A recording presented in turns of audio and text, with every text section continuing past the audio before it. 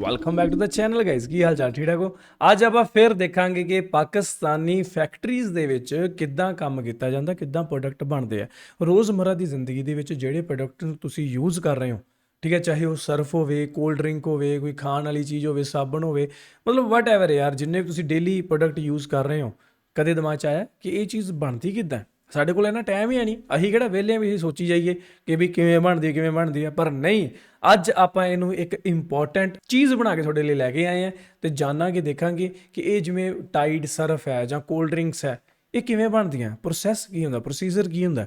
ਹਾਲਾਂਕਿ ਜਦੋਂ ਤੁਸੀਂ ਫੈਕਟਰੀ ਦੇ ਵਿੱਚ ਇਹਨਾਂ ਚੀਜ਼ਾਂ ਨੂੰ ਬਣਦਾ ਦੇਖਦੇ ਹੋ ਨਾ, ਬੜਾ ਸੈਟਿਸਫੈਕਸ਼ਨ ਵਾਲਾ ਇੱਕ ਐਕਸਪੀਰੀਅੰਸ ਹੁੰਦਾ, ਠੀਕ ਹੈ, ਕਿ ਦੇਖ ਕੇ ਬੜਾ ਵਧੀਆ ਲੱਗਦਾ ਯਾਰ, ਇੱਦਾਂ ਹੁੰਦਾ ਹੈ ਨਾ। ਤਾਂ ਦੇਖਣਾ ਚਾਹੀਦਾ ਵੀ ਨੌਲੇਜ ਪਰਪਸ ਲਈ ਕਿ ਕਿੱਦਾਂ ਕੰਮ ਹੁੰਦਾ। ਕੱਲ੍ਹ ਨੂੰ ਹੋ ਸਕਦਾ ਤੁਸੀਂ ਫੈਕਟਰੀ ਖੋਲ੍ਹਣੀ ਹੋਵੇ, ਤੁਸੀਂ ਬਿਜ਼ਨਸ ਐਂਟਰਪ੍ਰੇਨਿਓਰ ਬਣ ਜਾਓ ਅਤੇ ਤੁਸੀਂ ਵੀ ਆਪਦਾ ਕੋਈ ਨਵਾਂ ਪ੍ਰੋਡਕਟ ਬਣਾਉਣਾ ਹੋਵੇ ਅਤੇ ਤੁਹਾਨੂੰ ਪਤਾ ਲੱਗ ਜਾਊਗਾ ਕਿ ਬਈ ਜੋ ਬੇਸਿਕ ਜੋ ਕੀ ਹੈ ਅਤੇ ਅੱਗੇ ਐਡਵਾਂਸ ਕੀ ਹੋਣਾ ਹੈ, ਠੀਕ ਹੈ। ਸੋ ਬਿਨਾਂ ਕਿਸੇ ਦੇਰ ਤੋਂ ਦੇਖਦੇ ਹਾਂ ਅੱਜ ਇਹ ਵੀਡੀਓ। ਇਹ ਸੈਕਿੰਡ ਪਾर्ट है, पहला वाला पार्ट भी तुसीं देख लो जिन्होंने नहीं देखा। सो बिना किसी देर तो करते हैं शुरू, आ जाओ। तो क्या आप जानते हैं कि टाइड सर्फ को फैक्ट्री में कैसे बनाया जाता है? और क्या आपको पता है कि गोरमे कोला किस चीज से बनती है? प्लस क्या आपने कभी सोचा है कि टपाल दानेदार और लिप्टन टी को किस तरह मैन्युफैक्चर किया जाता होगा? प्लस ये कुरकुरे चिप्स किस चीज से बनाए जाते हैं? वेल, आज के इस वीडियो में मैं आपको फेमस प्रोडक्ट्स के मैन्युफैक्चरिंग प्रोसेसेस के बारे में बताने जा रहा हूँ। तो शुरू करते हैं अपना काउंटडाउन। सर्फ एक्सेल दोस्तों, वॉशिंग पाउडर का इस्तेमाल तो हर घर में ही किया जाता है। हमारे यहाँ नॉर्मली सर्फ एक्सेल, बोनस और एरियल वगैरह जैसे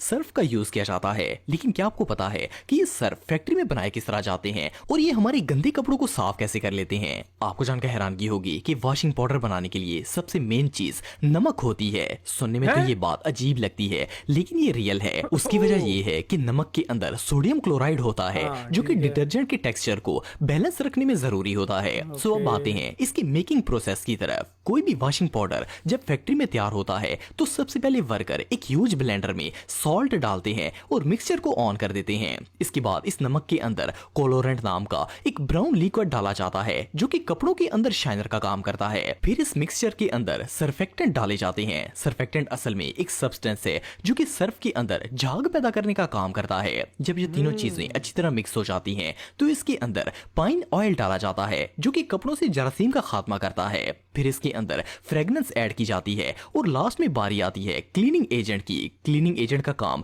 कपड़ों से दाग धब्बे दूर करना है। ये तमाम चीजें तकरीबन आधे घंटे तक ब्लेंड में मिक्स होती रहती हैं और इसके बाद वॉशिंग पाउडर तैयार हो जाता है। फिर इसे पैक करके डिस्ट्रीब्यूशन के लिए भेज दिया जाता है। बहरहाल जो भी हो, डिटर्जेंट बनाने का ये तरीका वाकई में बहुत सिंपल है। सही टी गल है, मेकिंग सिंपल है दोस्तों, बहुत। पाकिस्तान के अंदर शायद ही कोई ऐसा बंदा होगा जिसे चाय पसंद नहीं होगी। चाहे लिप्टन हो, टपाल दानेदार हो या फिर कमर चाय हो, हर पत्ती का अपना ही एक टेस्ट होता है। लेकिन क्या आप जानते हैं कि ये चाय की ਤੁਹਾਡੇ ਆਹ ਟਪਾਲ ਤੇ ਦਾਣੇਦਾਰ ਤੇ ਲਿਪਟਨ ਇਹ ਚੱਲਦੀ ਆ ਨਾ। ਸਾਡੇ ਲਿਪਟਨ ਚੱਲਦੀ ਸੀ ਪਹਿਲਾਂ, ਹੁਣ ਨਹੀਂ ਚੱਲਦੀ। ਹੁਣ ਤਾਜ ਚੱਲਦੀ ਹੈ, ਰੈੱਡ ਲੇਬਲ ਚੱਲਦੀ ਹੈ ਤੇ ਹੋਰ ਕਾਫੀ ਸਾਰੀਆਂ, ਮਤਲਬ ਜਿਹੜੀਆਂ ਫੇਮਸ ਆ ਉਹ ਇਹੀ ਹੈ। पत्ती असल में बनाई किस तरह जाती है? वेल, इस प्रोसेस की शुरुआत कमिलिया सिंसन नाम के एक पौधे के पत्तों को इकट्ठा करने से शुरू होती है। इन पत्तों को डायरेक्ट खेतों से फैक्ट्री में पहुंचाया जाता है, जहां टी मेकिंग का प्रोसेस शुरू होता है। सबसे पहले वर्कर्स इन पत्तों को एक बड़े से हाल में लाकर जमीन पर खुश्क होने के लिए बिछा देते हैं। इस एरिया में पत्तों पर डायरेक्ट सूरज की रोशनी पड़ती है और ये एक दिन में ही बिल्कुल ड्राई हो जाते हैं। इसके बाद इन लीव्स को एक कंटेनर में डालकर खास टेम्परेचर पर हीट दी जाती है, जिससे इन पत्तों के अंदर मौजूद सारी नमी बिल्कुल खत्म हो जाती है। सिर्फ इतना ही नहीं, बल्कि जितना ज्यादा इन पत्तों को आग पर पकाया जाता है, चाहे इतनी ही स्ट्रॉन्ग बनती है। इस स्टेज पर नॉर्मल टी बनाने के लिए पत्तों को अलग कर लिया जाता है और जो पत्ते रह जाते हैं वो पककर बिल्कुल ब्लैक हो जाते हैं, ताकि स्ट्रॉन्ग टी बनाई जा सके। इसके बाद वर्कर्स इन पत्तों को एक कॉटन के कपड़े में डालकर कपड़े को मशीन से रोल आउट करते हैं। ये मशीन कपड़े को इतना ज्यादा रोल करती है कि अंदर मौजूद पत्ते क्रश होकर दानों में तब्दील हो जाते हैं। फिर इन्हें एक हाइड्रोलिक प्रेस के अंदर मजीद प्रेस किया जाता है, ताकि रही सही कसर भी पूरी हो जाए और ये पत्ते छोटे छोटे दानों की सूरत इख्तियार कर लें। इसके बाद इस पत्ती को पैकिंग के लिए भेज दिया जाता है। ਅੱਛਾ, ਇਹਦੇ 'ਚ ਹੋਰ ਕੋਈ ਐਕਸਟਰਾ ਜੋ ਸਬਸਟੈਂਸ ਨਹੀਂ ਪਾਇਆ ਜਾਂਦਾ, ਇਹ ਬਸ ਉਹ ਪੱਤੇ ਹੀ ਹੈ? ਪਰ ਮੈਨੂੰ ਲੱਗਦਾ ਨਹੀਂ ਯਾਰ, ਨਹੀਂ ਕੁਛ ਤਾਂ ਮਿਕਸ ਕਰਦੇ ਆ ਇਹ। ਅੱਜ ਕੱਲ੍ਹ ਤਾਂ ਮਿਕਸ ਕਰਦੇ ਆ ਚੀਜ਼ਾਂ, ਕੁਝ ਫਲੇਵਰ ਵਾਸਤੇ ਜਾਂ ਆਪਦੀ ਪੱਤੀ ਨੂੰ ਹੋਰ ਫੇਮਸ ਕਰਨ ਵਾਸਤੇ, ਕੁਝ ਨਵਾਂ ਵਿੱਚ ਜ਼ਾਇਕਾ ਐਡ ਕਰਨ ਦੇ ਲਈ ਕੁਛ ਤਾਂ ਕਰਦੇ ਆ। ਪਰ ਇੱਥੇ ਦਿਖਾਇਆ ਕਿ ਕੁਛ ਵੀ ਨਹੀਂ ਕਰਦੇ, ਸਿਰਫ ਪੱਤੇ ਬਸ ਸੁਕਾਏ ਆ ਇਹਨਾਂ ਨੇ, ਹੋਰ ਕੁਛ ਨਹੀਂ ਕੀਤਾ। ਇਹ ਤਾਂ ਬੜਾ ਨਾਰਮਲ ਜਿਹਾ ਪ੍ਰੋਸੈਸ ਹੈ, ਤੁਸੀਂ ਘਰੇ ਵੀ ਕਰ ਲਓਗੇ ਫਿਰ ਤਾਂ। और वहां डब्बों में पैक करके ये आप तक आने के लिए तैयार हो जाती है। गौरमे कोला दोस्तों, जैसा कि हम सब जानते हैं कि ਯਾਰ ਚੀਜ਼ਾਂ ਜਿਹੜੀਆਂ ਨੈਚੁਰਲ ਹੁੰਦੀਆਂ ਨਾ ਉਹੀ ਬੈਸਟ ਹੁੰਦੀਆਂ। ਪਰਸੋਂ ਚੌਥੇ ਨਾ ਮੈਂ ਆਪਣੇ ਖੇਤ 'ਚ ਗਿਆ ਤੇ ਮਤਲਬ ਸਾਡੀਆਂ ਜ਼ਮੀਨਾਂ ਹੈਗੀਆਂ, ਉੱਥੇ ਮੈਂ ਖੇਤ 'ਚ ਗਿਆ, ਠੇਕੇ ਠੁਕੇ ਤੇ ਦਿੱਤੀਆਂ ਹੋਈਆਂ, ਆਪ ਨਹੀਂ ਕਰਦੇ ਅਸੀਂ ਕੰਮ, ਠੀਕ ਹੈ। ਤੇ ਉੱਥੇ ਨਾ ਉਹ ਬੰਦਿਆਂ ਨੇ ਸੌਂਫ ਲਾਈ ਵੀ, ਤੇ ਮੈਂ ਉਹਨੂੰ ਪੁੱਛਿਆ, ਮੈਂ ਕਿਹਾ ਆਹ ਕੀ ਹੈ? ਕਹਿੰਦਾ ਸੌਂਫ। ਮੈਂ ਪਹਿਲੀ ਵਾਰੀ ਦੇਖੀ ਸੀ ਉਹ ਸੌਂਫ ਇਦਾਂ ਲੱਗੀ ਹੈ ਨਾ। ਤੇ ਫਿਰ ਮੈਂ ਉਹ ਤੋੜ ਕੇ ਉੱਤੋਂ ਖਾਧੀ ਤੇ ਮੈਨੂੰ ਬੜੀ ਸਵਾਦ ਲੱਗੀ ਯਾਰ। ਮੈਂ ਕਿਹਾ ਬਿਨਾਂ ਕਿਸੇ ਕੈਮੀਕਲ ਲੱਗੇ ਤੋਂ ਜੋ ਆਰਗੈਨਿਕ ਚੀਜ਼ ਹੈ ਕਿੱਡੀ ਜ਼ਬਰਦਸਤ ਹੈ ਯਾਰ, ਕਿੱਡੀ ਜ਼ਬਰਦਸਤ ਹੈ। ਦੇਖੋ ਹਨਾ ਵੀ ਉਹ ਕਹਿੰਦਾ ਭਾਜੀ ਅਸੀਂ ਤਾਂ ਕਹਿੰਦਾ ਇਹਨੂੰ ਆਈ ਇੱਥੋਂ ਤੋੜ ਕੇ ਸਿੱਧਾ ਚਾਹ 'ਚ ਇਦਾਂ ਹੀ ਪਾ ਲੈਂਦੇ ਆ। ਮੈਂ ਕਿਹਾ ਸਹੀ ਹੈ ਯਾਰ, ਬਹੁਤ ਵਧੀਆ ਚੀਜ਼ ਹੈ ਇਹ ਤਾਂ। ਫਿਰ ਮੈਂ ਉੱਥੋਂ ਲੈ ਕੇ ਆਇਆ, मैं कहा चलो ਅਸੀਂ ਵੀ ट्राई करेंगे। पाकिस्तान के अंदर बहुत सी इसराइली प्रोडक्ट्स को बाइकआउट किया जा चुका है। लोग पेप्सी और कोका कोला की बजाय लोकल कोल्ड ड्रिंक्स को तरजीह दे रहे हैं। इनमें नेक्स्ट कोला, गौरमे कोला और इस तरह के दूसरे ब्रांड्स शामिल हैं। लेकिन क्या आपको पता है कि कोल्ड ड्रिंक्स फैक्ट्री में बनाई किस तरह जाती हैं? वेल, ये जो वीडियो आप देख रहे हैं इसमें एक फैक्ट्री के अंदर सॉफ्ट ड्रिंक्स बनाने का प्रोसेस दिखाया जा रहा है। किसी भी फैक्ट्री में कोल्ड ड्रिंक बनाने के लिए जो मेन इंग्रेडिएंट्स यूज होते हैं, इनमें corn syrup, caramel colour, caffeine और फॉस्फोरिक एसिड शामिल होते हैं। इन तमाम चीजों को एक खास मिकदार में लेकर एक सिरप तैयार किया जाता है और यही वो सिरप होता है जो कोल्ड ड्रिंक को एक यूनिक फ्लेवर प्रोवाइड करता है। इसके बाद इस मिक्सचर के अंदर प्रिजर्वेटिव्स, स्टेबलर्स और फ्लेवर ऐड किए जाते हैं जो कि कोला के टेस्ट को और भी ज्यादा इनहेंस बना देते हैं। फिर इन तमाम चीजों को एक मिक्सचर में डालकर मिक्स किया जाता है और तैयार होने वाली ड्रिंक को बड़े बड़े कंटेनर में सेव करते हैं। जब ये ਯਾਰ ਦੇਖੋ ਇਹ ਜਿਹੜੀ ਚੀਜ਼ ਹੈ, ਮੈਂ ਪਹਿਲੇ ਅੱਗੇ ਵੀ ਕੋਲਡ ਡਰਿੰਕਸ ਦੀ ਮੈਂ ਹਾਮੀ ਨਹੀਂ ਭਰਦਾ ਹੁੰਦਾ। ਕੋਲਡ ਡਰਿੰਕਸ ਤੁਹਾਡੀ ਬੋਡੀ ਲਈ ਜ਼ਹਿਰ ਹੈ, ਜਿਹੜਾ ਕਿ ਇੱਕ ਸਲੋ ਪੋਇਜ਼ਨ ਦੇ ਰੂਪ ਦੇ ਵਿੱਚ ਕੰਮ ਕਰਦਾ ਹੈ। ना कंज्यूम करा करो, ना पिया करो। सारा काम फिनिश हो जाता है तो फिर इसके बाद कोला की बॉटलिंग का काम शुरू होता है। आप सब सोच रहे होंगे कि इस कोल्ड ड्रिंक के अंदर जो गैस होती है वो कहां से आती होगी। वेल, जिस टाइम ड्रिंक बॉटल्स के अंदर भरी जाती है तो ड्रिंक डालने के फौरन बाद बॉटल के अंदर एक मशीन के जरिए high pressure carbon dioxide gas भी डाली जाती है जो बॉटल के अंदर गैस पैदा करने का काम करती है। और इसके बाद बॉटल के ऊपर फौरन से कैप दे दिया जाता है ताकि ये गैस बाहर ना जाए। इस तरह ये कोला तैयार हो जाती है और मार्केट में सेल होने के लिए भेज दी जाती है। केक दोस्तों, बर्थडे हो, दावत हो या कोई भी खुशी का मौका हो, केक एक ऐसा आइटम है जो हर इवेंट के लिए मस्ट हो चुका है। नॉर्मली तो केक्स बेकरीज में बनाए जाते हिस्ट्री देखनी पैनी है भी ये कित्थों शुरू होया सी काम केक हैं, लेकिन जो केक्स बड़े पैमाने पर बनाए जाते हैं वो फैक्ट्रीज में तैयार होते हैं। लेकिन क्या आप जानते हैं कि इन केक्स को फैक्ट्रीज में बनाया कैसे जाता है? वेल, ये जो वीडियो आप देख रहे हैं इसमें दिखाया जा रहा है कि फैक्ट्री में हजारों के हिसाब से केक किस तरह तैयार होते हैं। वेल, फर्स्ट ऑफ ऑल तो इन केक्स की मेकिंग का 80% काम मशीन्स करती हैं। फैक्ट्री के वर्कर्स मैदा, यीस्ट, सॉल्ट, शुगर और दूसरे इंग्रेडिएंट्स डालकर एक मशीन के जरिए इसे मिक्स करते हैं जिससे स्मूथ बैटर तैयार हो जाता है। इसके बाद इस बैटर को सांचों में डालकर बड़े बड़े ओवंस में रख देते हैं। जब एक खास टेम्परेचर पर पकने के बाद केक तैयार हो जाता है तो फिर इसकी फ्रोशिंग का काम शुरू हो जाता है। इसके लिए सबसे पहले अंडे की सफेदी इकट्ठी की जाती है और ये काम मशीन के जरिए ही किया जाता है। मशीन हजारों अंडों को तोड़ती है और खुद ब खुद अंडे की जर्दी सफेदी से अलग हो जाती है।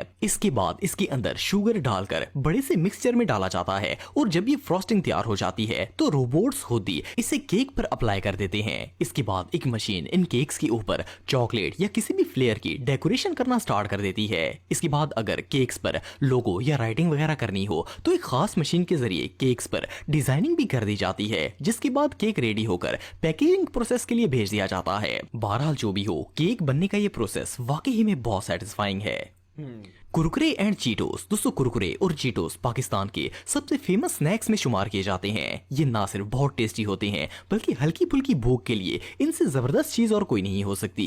लेकिन क्या आपने कभी फैक्ट्री में कुरकुरे स्नैक बनते हुए देखे हैं? वेल, कुरकुरे स्नैक को मकई के आटे से बनाया जाता है। सो इन्हें बनाने के लिए सबसे पहले कई टन मकई को एक बड़े से ग्राइंडर में डालकर इसे पीस लिया जाता है जिससे ये खुश्क आटे की शक्ल इख्तियार कर जाती है। इसके बाद इस आटे के अंदर यीस्ट और पानी मिक्स करके मशीन के जरिए डो बनाई जाती है। फिर इस तैयारशुदा मिक्सचर को एक मशीन में डाला जाता है जो इस कॉर्न के पेस्ट को छोटे छोटे पीसेस की सूरत में बाहर निकालना शुरू कर देती है और फिर इन छोटे छोटे कॉर्न पीसेस को एक बड़े से फ्रायर के अंदर फ्राई किया जाता है। जैसे ही ये स्मॉल कॉर्न्स फ्राई हो जाते हैं तो इनके अंदर मौजूद खमीर इन्हें अपने ओरिजिनल साइज से डबल का कर देता है और इस तरह ये कुरकुरे चिप्स की शेप में फ्रायर से बाहर निकलना शुरू हो जाते हैं। इसके बाद कुरकुरे के अंदर मिसाले डालने की बारी आती है। पहले इन्हें कन्वेयर बेल्ट के जरिए एक बड़े से ड्रम के अंदर डाला डाला जाता है और ड्रम के अंदर छोटे छोटे सुराख होते हैं जिसके अंदर से मिसाले निकलते हैं। इस मिक्सचर में हर कुरकुरे के ऊपर बराबर से मिसाला लग जाता है। आखिर में ये स्नैक्स रेडी होकर पैकेजिंग के लिए भेज दिए जाते हैं और ये फ्रेश कुरकुरे और चीटोस बच्चों तक जाने के लिए रेडी हो जाते हैं। रेड बुल दोस्तों, अगर रेड बुल की बात की जाए तो ये दुनिया की सबसे ਰੈਡ ਬੁੱਲ ਤਾਂ ਮੈਂ ਵੀ ਪੀ ਲੈਣਾ यार कदे कदे।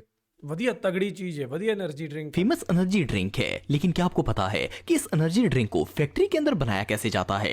रेड बुल बनाने के प्रोसेस में सबसे पहले तमाम इंग्रेडिएंट्स कलेक्ट किए जाते हैं जिनमें caffeine, taurine, B group vitamin, sugar और ग्लूकोज वगैरह शामिल होते हैं। टोरिन असल में एक ऐसा फूड सप्लीमेंट है जो कि आपके मसल्स को एक्टिवेट करता है, स्ट्रेस रिड्यूस करता है और बंदे को एनर्जेटिक बनाता है। जब तमाम इंग्रेडिएंट्स इकट्ठे हो जाते हैं तो इन्हें एक लैब के अंदर स्पेशल फार्मूला के तहत मिक्स किया जाता है ताकि ड्रिंक भी तैयार हो जाए और रेड बुल की एनर्जी और टेस्ट भी बरकरार रहे। आपको बताता चलूं कि रेड बुल बनाने का काम सिर्फ लाइसेंस्ड एक्सपर्ट कर सकते हैं और कोई आम बंदा नहीं कर सकता। जब इन तमाम इंग्रेडिएंट्स को मिक्स करके रेड बुल तैयार हो जाती है तो फिर इसके कैंस बनाने का प्रोसेस स्टार्ट होता है। इसके लिए एल्यूमिनियम की थिन शील्ड को मशीन के जरिए एक मखसूस साइज में कट किया जाता है और रोल आउट करके कैंस की शेप दी जाती है। इसके बाद तैयार शुदा ड्रिंक को एक मशीन के जरिए कैंस में फिल किया जाता है और साथ साथ दूसरी मशीन इन कैंस को सील कर देती है। ये सारा प्रोसेस मशीन के जरिए ही किया जाता है और ह्यूमन वर्कर का इसमें कोई हाथ नहीं होता। इस तरह दुनिया की ये फेमस ड्रिंक तैयार हो जाती है और मार्केट में सेल होने के लिए भेज दी जाती है। यार ਜਦੋਂ ਆ ਚੀਜ਼ਾਂ ਦੇਖਦੇ ਆ ਤਾਂ ਇੱਕ ਵਾਰੀ ਬੰਦਾ ਹੈਰਾਨ ਤਾਂ ਹੁੰਦਾ ਹੈ ਕਿ ਯਾਰ ਵਾਹ ਕੀ ਤਰੀਕਾ ਹੈ। ਮਤਲਬ ਅੱਜ ਕੱਲ ਇਹ ਮਸ਼ੀਨਰੀ ਨੇ ਇੰਨਾ ਜੋ ਮੈਨ ਪਾਵਰ ਘਟਾ ਦਿੱਤੀ ਹੈ ਕਿ ਦੇਖੋ ਬੰਦੇ ਨੂੰ ਹੱਥ ਲਾਉਣ ਦੀ ਲੋੜ ਹੀ ਨਹੀਂ ਚੀਜ਼ਾਂ ਨੂੰ, ਆਪੇ ਹੀ ਆਟੋਮੈਟਿਕ ਸਾਰਾ ਕੰਮ ਹੋਣ ਡਿਆ। ਤੇ ਅੱਜ ਕੱਲ ਤਾਂ ਸੁੱਖ ਨਾਲ AI ਆ ਗਿਆ ਭਾਈ। ਇਹ ਤਾਂ ਪੁਰਾਣੇ ਜ਼ਮਾਨੇ ਦੀਆਂ ਗੱਲਾਂ ਆ ਹਜੇ ਕਿ ਇਦਾਂ ਪੈਕ ਹੁੰਦਾ ਸੀ, ਇਦਾਂ ਚੀਜ਼ਾਂ ਬਣਦੀਆਂ। ਹੁਣ ਤਾਂ AI ਆ ਗਿਆ। AI ਤਾਂ ਤੁਹਾਡੀ ਜ਼ਿੰਦਗੀ ਦੇ ਵਿੱਚ ਐਡਾ ਕੁ ਜ਼ਿਆਦਾ ਇਹਨੇ ਮਤਲਬ ਆਸਾਨ ਕਰਤੀ ਲਾਈਫ ਹੋਰ ਕਿ ਬਾਈ ਇਹ ਤਾਂ ਖਤਰੇ ਵਾਲੀ ਘੰਟੀ ਆ ਹੁਣ ਵੀ। ਇਹ ਏਡੀ ਸੌਖੀ ਵੀ ਨਹੀਂ ਜ਼ਿੰਦਗੀ ਹੋਣੀ ਚਾਹੀਦੀ। ਹੁਣ ਤਾਂ ਅੱਗੇ ਬਿਮਾਰੀਆਂ ਨੇ ਘੇਰਿਆ ਪਿਆ ਇਨਸਾਨ ਤੇ ਹੁਣ ਅੱਗੇ ਹੋਰ ਘੇਰੂਗਾ। ਅੱਗੇ ਬੇਰੁਜ਼ਗਾਰੀ ਇੰਨੀ ਸੀ, ਹੁਣ ਹੋਰ ਬੇਰੁਜ਼ਗਾਰੀ ਹੋਏਗੀ। ਫਰਕ ਤਾਂ ਪਏਗਾ। ਇਹ ਗੱਲ ਬਿਲਕੁਲ ਸਹੀ ਹੈ ਕਿ ਸਕਿੱਲਸ ਹੋਣੀਆਂ ਚਾਹੀਦੀਆਂ। AI ਨੂੰ ਰਨ ਕਰਨ ਦੇ ਲਈ ਵੀ ਹਿਊਮਨ ਚਾਹੀਦੇ ਆ, ਪਰ ਕਿੱਥੇ ਇੱਕ ਜੋ ਕੰਮ ਆ ਵਿਦ ਮਸ਼ੀਨਾਂ ਦੇ ਜਿਹੜਾ ਹੋ ਰਿਹਾ ਸੀ 20 ਬੰਦਿਆਂ ਨਾਲ, ਅੱਜ ਕੱਲ ਉਹ AI ਦੀ ਹੈਲਪ ਦੇ ਨਾਲ 15 ਬੰਦੇ ਦੇ ਵਿੱਚੋਂ ਗਾਇਬ ਹੈ। ਵੀ 5 ਬੰਦਿਆਂ ਨਾਲ ਵੀ ਕੰਮ ਹੋ ਜਾਊ ਤਾਂ ਬੇਰੁਜ਼ਗਾਰੀ ਤਾਂ ਵਧੀ ਹੈ, ਠੀਕ ਹੈ।